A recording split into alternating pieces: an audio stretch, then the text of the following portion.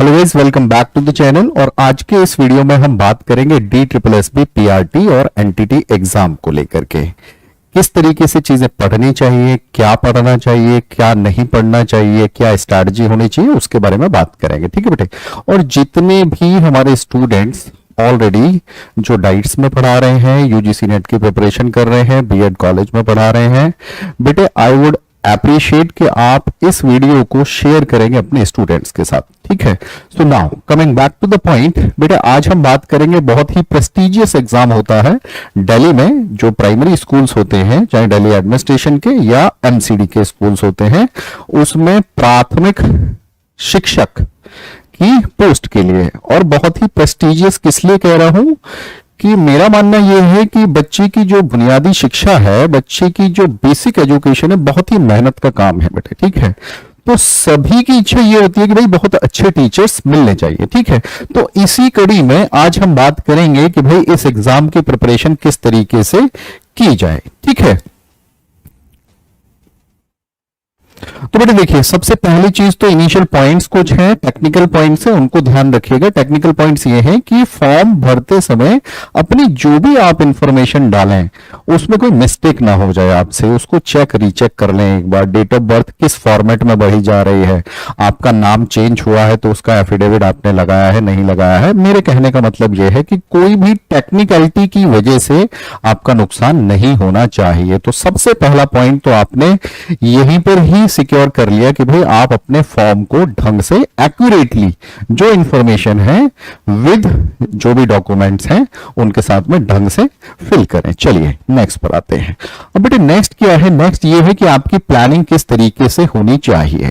Benjamin Franklin का कहना था कि if you fail to plan then you plan to fail. ठीक है। अगर आपके पास कोई प्लान नहीं है तो आप सक्सेस के रास्ते से तो डिविएट हो रहे हैं। अब्राहम लिंकन का आपने कोट सुना होगा जिसमें वो कहते हैं कि आप अगर उनको कोई पेड़ काटने के लिए या कोई काम करने के लिए 6 घंटे का टाइम देते हैं तो वो शुरू के 4 घंटे सिर्फ और सिर्फ अपने औजारों को पैना करने में लगाएंगे। तो यहीं से समझिए कि तैयारी की जो आपकी तैयारी किस तरीके से होनी चाहिए। ठीक है। किस लिए मैं ये बात कर रहा हूं? मैं ये बात इसलिए कर रहा हूं कि जितने भी स्टूडेंट्स का जो एक बेसिकली जो पॉपुलेशन है स्टूडेंट्स की, जो टारगेट ऑडियंस है इस एग्जाम की, उसमें रेगुलर जो डाइट से डेली डाइट्स के बच्चे हैं वो भी हैं इसमें। आपने भारत के किसी भी कोने से डाइट करी है, डिप्लोमा किया है, बीएलएड किया है, ठीक है, तो चाहे आपने जम्मू से किया है, चाहे आपने भोपाल से, एमपी से, ग्वालियर से, कहीं से भी किया है तो भी आप एलिजिबल हैं। तो आप भी इसमें एक प्रतियोगी हैं। दूसरा, पिछले 2 साल में मैं ऐसे बहुत से बच्चों को जानता हूं जो कि केवीज में काम कर रहे हैं रेगुलर पोस्ट पर और अपने घर वापस आना चाहते हैं। ठीक है। तो आप देखिए कि पूरा का पूरा किस तरीके का पूल है स्टूडेंट्स का जो इस एग्जाम की प्रिपरेशन करेगा। ठीक है। लेकिन मैं फिर से आपको याद दिलाना चाहता हूं कि अगर आपकी प्रिपरेशन बहुत ही प्लान तरीके से है तो बहुत से बच्चे हमने देखे हैं जो एवरेज होते हुए भी बहुत अच्छा काम कर गए हैं इस एग्जाम में। ठीक है बेटे। तो आपका एफिलिएशन मैटर नहीं करता है, your affiliation doesn't matter. What matters is your attitude. ठीक है। आप किस तरीके से अपनी प्रिपरेशन को, आप इस पूरी के पूरी अपनी एग्जाम तक की जो यात्रा है उसको किस तरीके से झेलेंगे, वो आपका एटीट्यूड, क्या प्लानिंग करेंगे। सबसे पहली चीज कि भाई पढ़ना क्या है और कैसे, इसके बारे में अभी बात करेंगे। सबसे पहली चीज तो ये समझ लो कि सिलेबस जो भी है उस सिलेबस को ऑब्जेक्टिफाई करिए। ऑब्जेक्टिफाई करने का मतलब क्या है कि उस सिलेबस के अलग अलग पार्टीशन करिए। ठीक है। पूरे के पूरे करिकुलम को एज ए होल मत देखिए बेटे, उसको डिवाइड करिए और डिवाइड करके अलग अलग 5, 6, 7 पार्ट में उसको बांटिए, उस तरीके से उसकी तैयारी करिए। ठीक है। एक टाइम टेबल बनाइए और उसको जुडिशियसली फॉलो करिए बेटे। क्वालिटी डिस्कशंस करिए। जो भी आप करें, क्वालिटी डिस्कशन का मतलब क्या है? टाइम वेस्ट से बचें, अपना गोल ओरिएंटेड फोकस ध्यान में रखते हुए अपनी तैयारी करें। जो भी डिस्कशंस हो आपके किसी एमकेओ के साथ, एमके तो आप समझते हैं ना, ठीक है, उससे आपको हेल्प मिलेगी, हेल्पफुल होने चाहिए आपके डिस्कशन जो भी हैं। मॉक पेपर्स रेगुलरली करिए, मैं भी बताऊंगा किस तरीके से आपको मॉक पेपर्स करने हैं, बिकॉज एग्जाम जो है बहुत ही अब there is a paradigm shift in DSSB exams, और खासतौर से PRT या TGT PGT जो भी एग्जाम्स हैं, ठीक है। आप ये समझिए कि एक बार सिलेबस पूरे करने से काम नहीं चलेगा, आपका 2 टाइम रिवीजन रूल फॉलो करिए। लिख लीजिए कहीं पर कि भाई 2 बार मुझे पेपर से पहले रिवीजन भी करने हैं। रिवीजन करते समय क्या करना है मैं अभी आपको बताता हूं, ठीक है। So do not ever skip your daily routine जो आपने अभी बनाया है। आपको फोकस ये करना है हाउ टू स्टडी व्हाट, तो आपको पता चल ही जाएगा हर जगह से, ठीक है जी। जो प्लान आपने बनाया है अभी तक, अब उसको बेटे एग्जीक्यूट करिए। और अब क्या है कि जिस तरीके से ऑनलाइन एजुकेशन हो रही है, जिस तरीके के हालात हो रहे हैं, उसमें सबसे ज्यादा मैटर करता है कि आप मेंटली कितना अपना फोकस बना के रख पाते हो। आपको you have to take care of your mental health as well as your physical health. समझ में आ रही है बेटा? अगर आप ये सब कर लेंगे तो आप सेल्फ स्टडी सफिशिएंट है। मैं आपको बताऊं कि अपने 20 साल के करियर में मैंने ऐसे बहुत से स्टूडेंट्स देखे हैं जो कि बहुत ही एवरेज माने जाते थे, लेकिन उन्होंने गजब का काम किया। क्यों? क्योंकि सही डायरेक्शन में चल रहे थे। तो कोई दिक्कत नहीं है, सेल्फ स्टडी आप अगर अफोर्ड नहीं कर सकते हैं कहीं पर कोई पेड स्टडी, तो सेल्फ स्टडी करिए, लेकिन किसी MKO, मैं कोई प्रोफेसर नहीं कह रहा हूं, कोई कोचिंग नहीं कह रहा हूं, जो आपको लगता है कि हाँ ही और she is having experience, more knowledgeable other, उससे आप सीखिए। अगर आप इतना कर लेंगे बेटे, और जो पॉइंट्स मैंने आपको बताए हैं, तो ये बेस्ट अप्रोच होगी टू ओपन द डोर। अब हम आते हैं इस चीज के ऊपर कि भाई मेन ऑब्जेक्टिव क्या है इस वीडियो का। मेन ऑब्जेक्टिव ये है कि हम बात करेंगे क्या पढ़ें क्या नहीं पढ़ें। देखिए 2001 में जो अपॉइंटमेंट हुई थी MCD के अंदर और दिल्ली एडमिनिस्ट्रेशन के अंदर और NDMC के अंदर, तब से DSSB एग्जाम लेना शुरू किया है, ठीक है। और तब से एग्जाम का जो पैटर्न है वो बहुत ही बम्पी राइड होता हुआ अभी तक आपके सामने पहुंचा है, ठीक है। ऑब्जेक्टिव टेस्ट से शुरुआत हुई 2006-8 तक, आपके अपने आसपास कुछ ऐसे लोग मिल जाएंगे, स्कूल्स में मिल जाएंगे जो कि डिस्क्रिप्टिव टाइप टेस्ट करके क्वालिफाई किए एग्जाम, तो उन्होंने भी पेपर क्लियर किया। अब आप किसी एक पर्टिकुलर यूनिवर्सिटी या पर्टिकुलर बोर्ड की या किन्हीं किताबों का जिक्र करें और कहें कि भाई इन्हीं को पढ़ने से होगा, तो बेटा उस पेपर में भी जो जिन बच्चों ने नहीं पढ़ा था तो उनकी भी तो सिलेक्शन हुई। ऐसा तो नहीं हुआ कि बोर्ड ने कह दिया हो none of the candidate found suitable. तो बात यह है कि आप क्या पढ़ रहे हैं और उसको कैसे पढ़ रहे हैं, ठीक है गाइस। तो चलिए बेटे अब बात करेंगे हम इस चीज की कि what to study and how. इसमें मैं सबसे पहले बात ये करूंगा कि भाई how to study.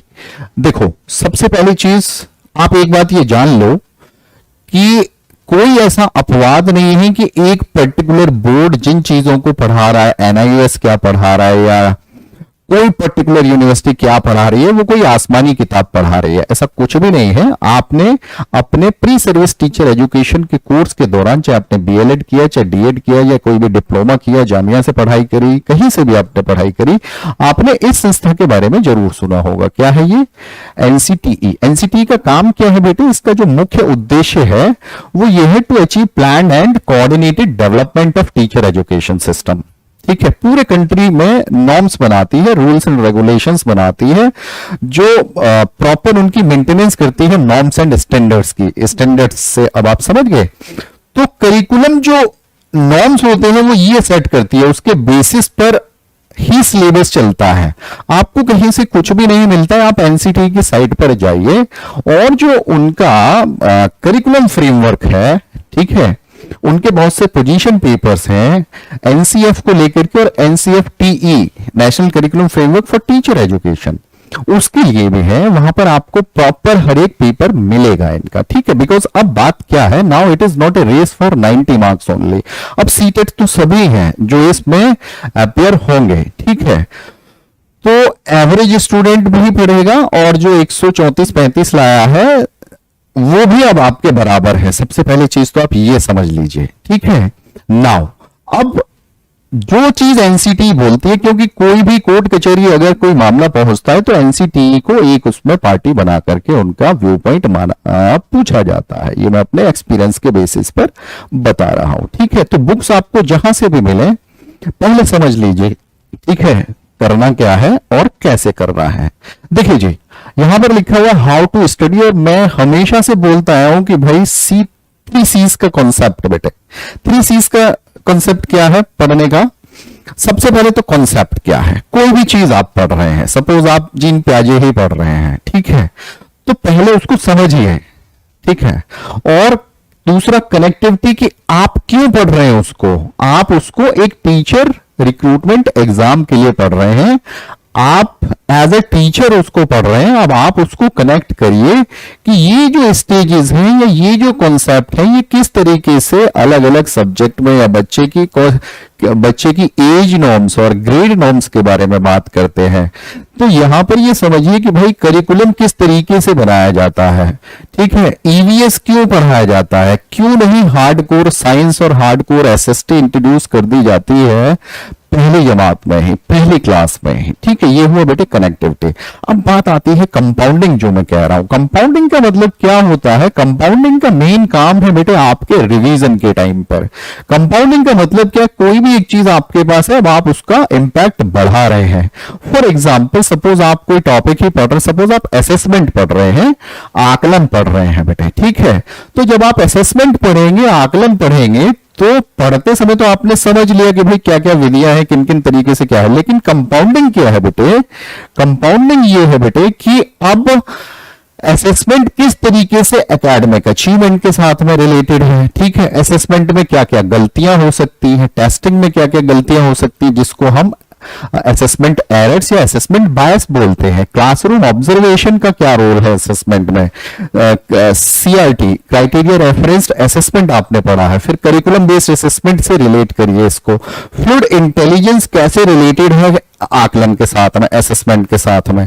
Behavioural assessment कैसे किया जाता है, आपने सुना होगा कि भाई कुछ चीजें पेपर पेन टेस्ट लेकर के एसेस कर सकते हैं आप, लेकिन कुछ के लिए जहां पर योग्यता की बात आती है, जहां एबिलिटी की बात आती है, वहां आपको परफॉर्मेंस करा के देखनी पड़ेगी। उसी को हम बोलते हैं कि भाई फंक्शनल बिहेवियरल असेसमेंट क्या है।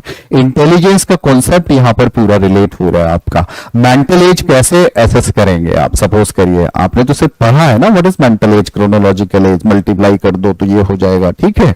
मोटर स्किल्स का असेसमेंट कैसे करेंगे, न्यूरो साइकोलॉजिकल असेसमेंट कैसे करेंगे, पोर्टफोलियो असेसमेंट या मतलब प्रोजेक्टिव टेस्टिंग कैसे करेंगे, साइकोमेट्रिक जी क्या चीज है, समझ रहे हैं। अब आपने इंटेलिजेंस की थ्योरी पढ़ी है, साथ में जो पिछले कुछ एग्जाम से ऑल ओवर कंट्री में दो वर्ड्स असेसमेंट में बहुत ज्यादा आ रहे हैं बेटे, ठीक है। कहीं से भी आप पढ़े, पोर्टफोलियो क्या होता है, पोर्टफोलियो का असेसमेंट में क्या यूज है, रिफ्लेक्टिव जर्नल लिखने का क्या यूज है, मेटाकॉग्निशन कैसे रिलेटेड है इससे, मेटाकॉग्निटिव स्किल्स कैसे असेसमेंट और self assessment, peer assessment, standardised assessment को क्यों दरकिनार करने पे दुनिया लगी हुई है कि भाई स्टैंडर्डाइज्ड टेस्टिंग ना की जाए।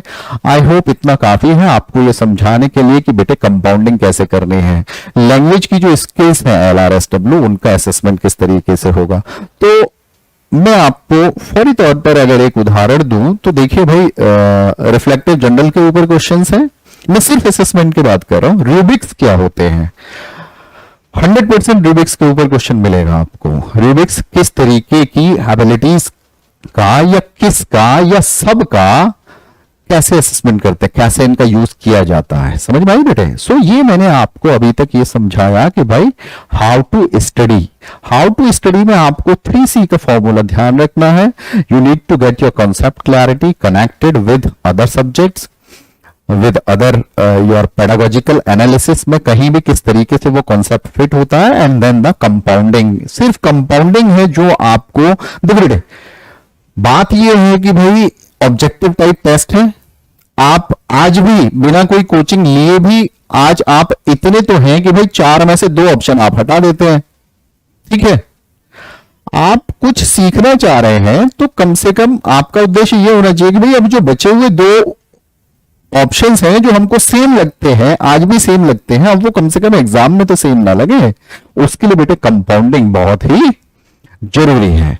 अब हम बात करेंगे बेटे व्हाट टू स्टडी। तो बेटे मैंने सबसे पहले ही डिस्कस किया कि व्हाट इज एनसीटीई।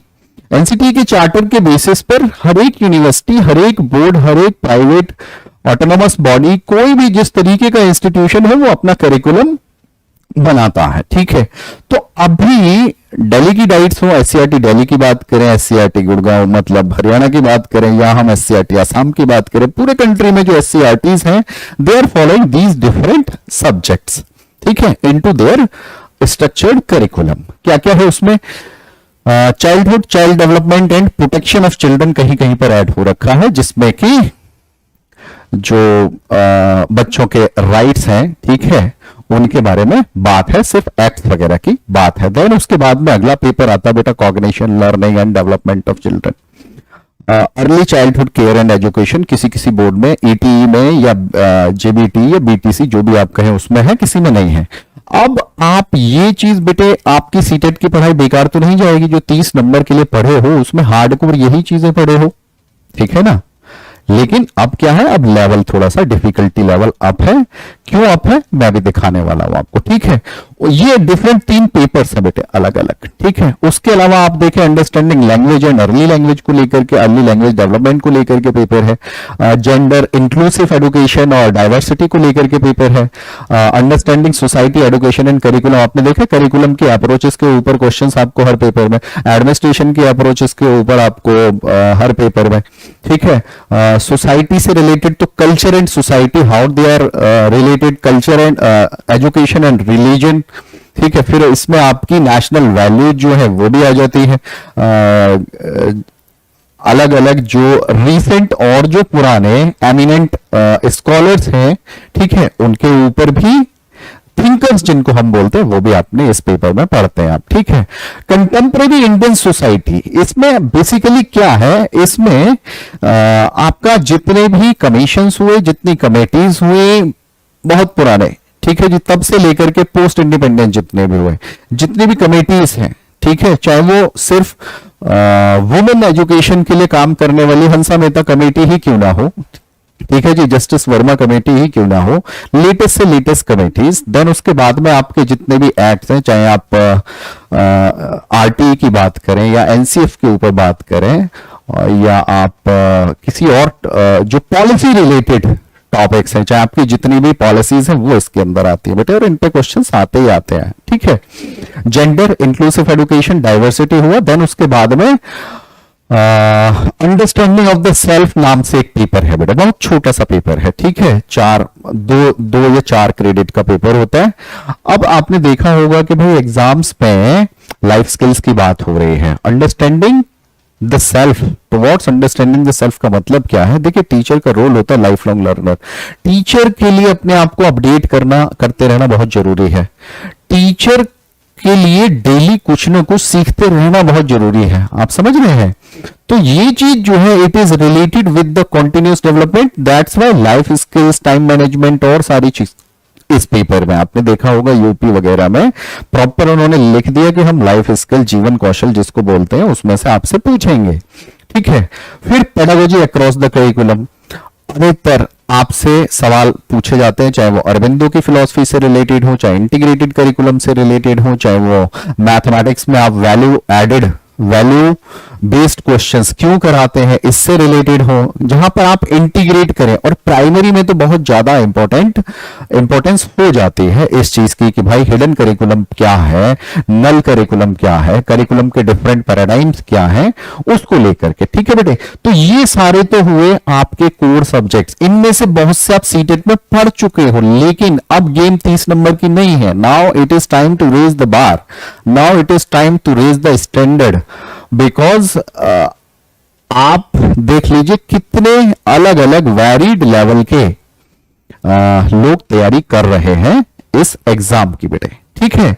चलिए, तो इनको आप बांट सकते हैं अलग अलग तरीके से, अपना शेड्यूल बना सकते हैं किस तरीके से क्या पढ़ें क्या नहीं पढ़ें। समस्या ये है कि जो बुक्स हैं ऑलरेडी, चाहे आप एनसीईआरटी के पेपर्स कहें, चाहे आप किसी और डिस्टेंस ओपन यूनिवर्सिटी की बात करें, ठीक है जी। अब उनकी लैंग्वेज ऐसी है कि उनको लाइन समझ में नहीं आती, तो इन बिटवीन द लाइंस कैसे समझ में आएगा। यहां पर आपको थोड़ा सा पेशेंस से काम करना पड़ेगा और किसी, मैंने कहा ना, एमकेओ की मदद आपको लेनी पड़ेगी। ठीक है बेटे, तो सिर्फ यही टॉपिक्स नहीं है, इसके अलावा और भी टॉपिक्स है। और ये जो चीज है ये बहुत इंपॉर्टेंट है बेटे, ये जो मैं कह रहा हूं पेडागोजी एंड कंटेंट, ध्यान रखिएगा प्राइमरी लेवल का ऑफ ईवीएस लैंग्वेज। अगर आपने कभी पीआरटी बंगाली का दिया है तो वहां पर आपकी मॉडर्न इंडियन लैंग्वेज बंगाली हो गई। ठीक है जी, दिल्ली में होती है उसकी भी appointment. Then English language, then उसके बाद में मैथमेटिक्स, और साथ में ध्यान रखिए आईसीटी इंटीग्रेटेड पेडागोजी। आप जो कहते हैं कि भाई कंप्यूटर पे क्वेश्चन आ गया, वर्ड की कमांड के ऊपर क्वेश्चन आ गया, कहीं ऊपर से उतर के नहीं आया, यहीं से आया है।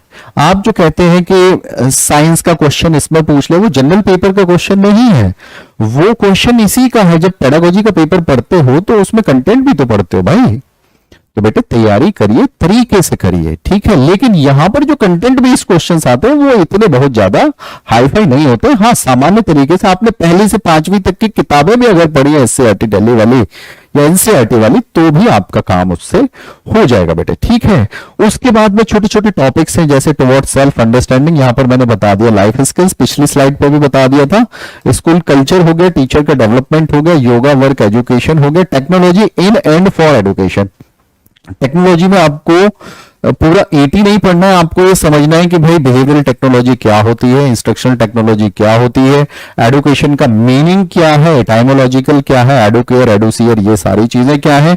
देन इंस्ट्रक्शनल टेक्नोलॉजी क्या है, टीचिंग ट्रेनिंग से कैसे डिफरेंट है, इंस्ट्रक्शन से कैसे डिफरेंट है, और कंडीशनिंग से कैसे डिफरेंट है। मैं आपको बता दूं, अगर आप सिर्फ इतना भी तैयार कर लेंगे ना 4 पॉइंट्स कि भाई what is the difference between teaching, conditioning, training and instruction, आपके कम से कम 4-5 इस हर एक में से आपके टॉपिक बेटा तैयार होते जाएंगे पेपर के लिए। डिपेंड करता है आप प्रैक्टिस किस तरीके की करते हैं। अब आते हैं कुछ और, तो बेटा ये था अभी तक का आपका पूरा का पूरा करिकुलम, 100 नंबर में आएगा। ठीक है, ये सब चीजें आम जनता में है, पब्लिक सब जानती है। ठीक है, आप कैसे इनको पढ़ना शुरू करेंगे वो देखिए। ठीक है बेटे, अब बात आती है कि भाई कंक्लूजन क्या हुआ हमारा इसका। सबसे पहली चीज अपन को चाहिए कॉन्सेप्चुअल क्लैरिटी, इंटर रिलेट करना है उसको, और बेटे अप्लाई करना है। ठीक है, अप्लाई इसलिए करना है कि बात वही है कि 2 ऑप्शन हटा दिए, लेकिन 2 ऑप्शन में अभी भी हम अटके पड़े हैं। जो हम 6 महीने पहले थे, हम पेपर के दिन भी वही हैं, तो इससे तो बेटा सक्सेस नहीं मिलने वाली है। ठीक है, क्वेश्चंस में हमेशा ध्यान रखिए पॉजिटिव और नेगेटिव इंडिकेटर्स होते हैं, कीवर्ड्स होते हैं, उनको अगर आपने पहचान लिया तो आप ये जो कला है करेक्ट आंसर पे पहुंचने की वो आप सीख जाएंगे। दूसरा बेटे क्या इशू है, दूसरा इशू ये है कि अब आपका कंप्यूटर बेस्ड टेस्टिंग होती है, वेंडर कोई भी रहे it doesn't matter, private vendor भाग भी गए तो ये सीधा उठा के एनटीए को आपका पेपर दे देंगे। ठीक है, पेपर आपका होगा। ठीक है, कोर्ट मॉनिटर्ड है सारी की सारी प्रक्रिया। तो ध्यान रखिए जहां भी आप प्रैक्टिस करें वहां आपके अकेले का असेसमेंट हो रहा हो। समझ रहे हो, अकेले का मतलब आप जो सीबीटी होता है, किसी बहुत सी एप्स हैं जो अपने वो देते हैं, क्या बोलते हैं उसको, मॉक टेस्ट सीरीज देती हैं। ठीक है, लेकिन क्वेश्चंस अपडेटेड होने चाहिए। ठीक है, ये ध्यान रखिए। प्रीवियस ईयर करने के लिए प्रीवियस ईयर तो आप वैसे पीडीएफ से कर लोगे, समझ रहे हो। एमसीक्यूज करने की अलग से एक साइंस है, वो आपको जब आप प्रैक्टिस करेंगे ऐप के ऊपर, जिस ऐप में आप क्वेश्चन को हिंदी में कर सकें, बीच में आप उसको इंग्लिश में कर सकें, और कोशिश करिएगा अगर शुद्ध हिंदी मीडियम के बच्चे भी हैं तो कोशिश करिएगा इंग्लिश की टर्म्स को समझने की, बिकॉज जो ट्रांसलेशन का लेवल है ये मैं आपको अपने यूजीसी नेट के जो बच्चे एग्जाम्स देते हैं हमारे, उसके देखिए ये बीमारी पहले हुआ करती थी सिविल सर्विसेज में, अब ये नेट में आ गई, और अब ये टीचिंग रिक्रूटमेंट एग्जाम जितने भी हैं उनमें ट्रांसलेशन, अब ये मशीनी ट्रांसलेशन करते हैं, कम से कम 6 सवाल आपके गलत हो जाएंगे। समझ रहे हैं। सीबीटी की बात किस लिए कर रहा हूं ये समझ लीजिए कि बेटा अब सिर्फ आपके रिकॉग्निशन और रिकॉल बेस्ड क्वेश्चंस नहीं आते हैं। आपका 100 मार्क का ये पार्ट है, कोई भी पेपर पिछला उठा के देख लीजिएगा, नहीं तो आगे के लिए भी मैं आपको बता देता हूं कि कम से कम आपके 8 से लेकर के 13% तक के क्वेश्चंस रहेंगे मैचिंग के। ध्यान रखिए, और मैचिंग के भी ऐसे कि आपके कॉलम ए में रहेंगे 3 चॉइसेस और यहां पर रहेंगे कम से कम 4 या 5। ऐसा नहीं कि 3 और 3 इधर। सबसे पहली चीज ध्यान रखिएगा 13% तक, मतलब 8 से 13 सवाल आपके मैचिंग के हो सकते हैं। और इनसे भी खतरनाक क्वेश्चन जो होते हैं बेटे वो होते हैं असर्शन और रीजन बेस्ड, अभिकथन, और इधर लिखा होता है उसका कारण, नीचे होते हैं आपके 4 ऑप्शंस। ठीक है जी, समझ में आ रही चीज? तो पढ़ने में समय लग रहा है, हमने मॉक टेस्ट दिए नहीं है कंप्यूटर स्क्रीन पर, सीधा हम पेपर में जाते हैं, तो बात वही होती है फिर तो अभिमन्यु चक्रव्यूह में फंसेगा ही फंसेगा बेटे। ठीक है, तो ये सारे सजेशंस का ध्यान रखिए। ठीक है बच्चे, नाउ आगे एक बार, हाँ मैं क्वेश्चंस की बात कर रहा था, एक बार कुछ क्वेश्चन जरा आप ही के करिकुलम से हैं, आप ही के सिलेबस के लेवल से हैं। एक बार देखिए, क्वेश्चन है एनसीएफ 2005 पर। क्वेश्चन में 5 स्टेटमेंट दिए हुए हैं जनाब। रिकॉग्निशन रिकॉल का बेस्ड क्वेश्चन नहीं है, ना ही सीधा एप्लीकेशन बेस्ड है। मैंने आपको बोला हायर एबिलिटी, हायर स्किल्स की बात होगी इन एग्जाम्स में। ठीक है, एनालिसिस सिंथेसिस करना पड़ेगा आपको। अब देखिए, पहले आप इन 5 को पढ़ेंगे, फिर आप इनके कॉम्बिनेशन चेक करेंगे कि भाई कौन सा कॉम्बिनेशन सही है कौन सा गलत है। इस क्वेश्चन को पढ़ने और करने में आपका समय बहुत जाएगा, तो क्यों ना पहले प्रैक्टिस की जाए। समझ रहे हैं, एनसीएफ पे क्वेश्चन है, कोई बहुत हाई फाई या बहुत वैसा क्वेश्चन है, लेकिन टाइम कंज्यूमिंग है, क्योंकि उस एग्जाम में सबसे कीमती चीज आपका टाइम है बेटे, स्पीड एंड एक्यूरेसी। ठीक है जी, चलिए एक और क्वेश्चन देख लेते हैं। On which topic it is, constructivism पढ़ते हैं आप? ठीक है, राजे ब्रूनर सब कुछ झाड़ झूड़ करके रट्टा मारते हैं, है ना। एक बार जरा पॉज करके क्वेश्चन करने की कोशिश करिएगा। 5 स्टेटमेंट्स है, again you have to answer in bunches.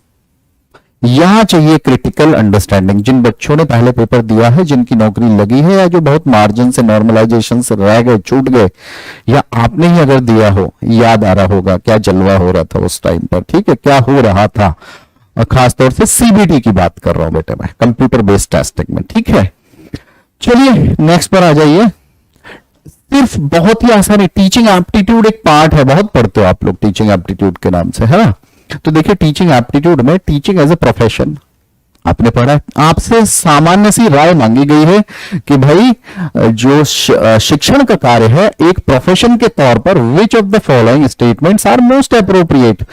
5 statements हैं, कौन कौन से मोस्ट अप्रोप्रिएट हैं। भाई ऐसे सवालों में अपने खुद के ऊपर शक होने लगता है, हाँ मैं ये सही कर रहा हूं, गलत कर रहा हूं, सही कर रहा हूं, गलत कर रहा हूं। तो बेटा आदत डालो ऐसी चीजें, थोड़ा सा चीजें कठिन है। ठीक है नी, जब आप किसी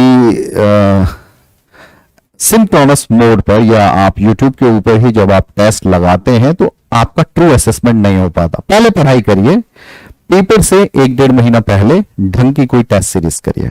ठीक है बेटे, चलिए नेक्स्ट चलते हैं। नेक्स्ट का चलिए एक और क्वेश्चन देख लीजिए। Correct order of human needs formulated. Maslow की हायरार्की है, बहुत आसान सा, पढ़ते आ रहे हो बरसों से। ठीक है जी, सिर्फ आपको इनका सीक्वेंस देखना है। अब सीक्वेंस सही भी कर लिया तो यहां पर भी करेक्ट मार्क करना है बेटे। ठीक है, तो हल्की सी इधर से उधर, क्योंकि नेगेटिव मार्किंग है, और ऊपर से नीचे है। ठीक है, आपको अर्श से फर्श पर नहीं आना है। ठीक है, आपको जितना करो उतना बढ़िया करो।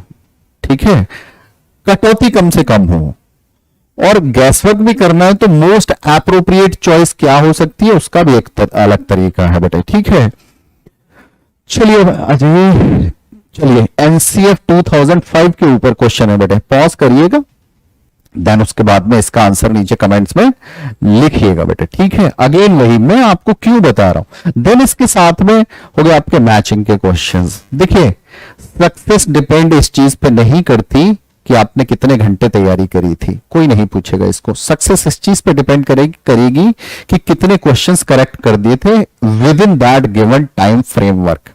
ठीक है बेटे, चलिए अब आगे क्या है हमारे पास? हाँ जी, अब बेटे रोड मैप क्या है हमारे पास? ठीक है, देखिए हमारे पास रोड मैप ये है कि मैं यहां पर आपकी हेल्प करूंगा। ठीक है, जो क्लासेस होंगी आपकी YouTube पर ही क्लासेस होंगी। ठीक है, आपको अपने नोट्स बनाने हैं। देन जो चीज मैंने आपको बताई है तीनों 3C, उसको आपको इफ यू आर इंटरेस्टेड, ठीक है, कोई पाबंदी नहीं है, बच्चा एक भी पढ़ेगा तो भी हम पढ़ाएंगे। ठीक है, और 1000 भी पढ़ेंगे तो भी हम पढ़ाएंगे। ठीक है बेटे, और कंटेंट जो है, कंटेंट ये आपके लिए है। ठीक है, आपसे हमारी अपेक्षा ये रहेगी कि आप इसको शेयर करें ऐसे बच्चों के साथ जो कि सीरियस हैं पढ़ाई को लेकर के। पढ़ाई करें, एक अवेयरनेस क्रिएट करिए। ठीक है जी, ठीक है, इतनी हमारी अपेक्षा है आपसे, और कोई दिक्कत नहीं है, क्लासेस जल्दी ही शुरू करेंगे। ठीक है, मैं डॉक्टर हर्षवर्धन सिंह, अच्छा खासा एक्सपीरियंस है यूजीसी नेट के लिए बच्चों को ट्रेन करने का, सक्सेस दिलाने का, सक्सेस रेट भी बहुत अच्छा है। ठीक, और आपसे कुछ एक्सपेक्टेशन, मेरी मॉनिटरी एक्सपेक्टेशन नहीं है। ठीक है जी, DSSS भी ऑफलाइन में मैंने बहुत पढ़ाया है और अच्छा रिजल्ट दिया है बेटे। मेरे पास टॉपर्स के नाम नहीं है, लेकिन मैंने अच्छा रिजल्ट दिया है। ठीक है, ये मैं आपको कहूंगा, और पढ़िए, कोई दिक्कत नहीं है, जहां आपका मन करे, जिसका आपको समझ में आता है वहां पे पढ़िए। बस आपकी कोशिश ये होनी चाहिए कि भाई एग्जाम, नौकरी जो है इस समय, पिछले 1-1.5 साल से आप एक नौकरी का महत्व, और खासतौर से सरकारी नौकरी का महत्व आप समझ चुके हैं। ठीक है बेटे, तो अंत में मुझे यही कहना है कि भाई परिणाम अगर आप अलग चाहते हो, if you want a different result, तो बेटा आपको अपनी मैथोडोलॉजी भी चेंज करनी पड़ेगी। ठीक है, अगर हम वही काम करते रहेंगे जो अभी तक कर रहे थे, तो हमको नतीजा भी वही मिलता रहेगा जो अभी तक मिलता रहा है। समझ रहे बात को? तो जल्दी मिलते हैं नेक्स्ट क्लास में, क्लासेस स्टार्ट करेंगे। Thank you so much.